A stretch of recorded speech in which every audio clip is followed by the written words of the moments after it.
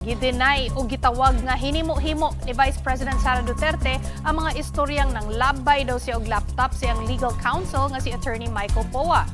Sa usa ka interview sa BICE dito sa The Hague, Netherlands, niingon si VP Sara nga wala pagyud-gyud siya kasuway og labay og laptop sa tibuok niyang kinabuhi.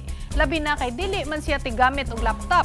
Dili man gani daw siya kabalo mo gamit og laptop maong dili tinuod ang mga gipasangil sa iya. Actually, sa totoo lang, masyado na siyang basura ba na gossip na hindi na siya dapat pinapansin. Pero dahil tinanong mo, sagutin ko na lang, never in the history sa aking trabaho ako nagtapon ng laptop sa isang colleague or sa isang empleyado or sa isang abogado. Pangalawa, hindi ako gumagamit ng laptop kasi hindi ako marunong gumamit ng computer.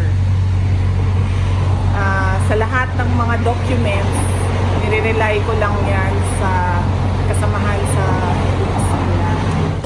Pero sabi ko nga, basura siya na chismis. Gawas pagyud-ana mga bay gipangutana sa Dambise kung unsay iyang reaksyon sa mga istoryang gihadlok daw ang mga magbabalaod para mobotar para sa iyang impeachment in exchange daw sa budget sa ilang distrito. Ang tubag ni VP Sara mauni, bisan unsaon pa daw na wala na'y kwartang mahatag ang gobyerno.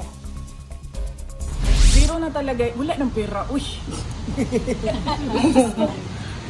Merong impeachment o wala ng pera na pwedeng ibigay.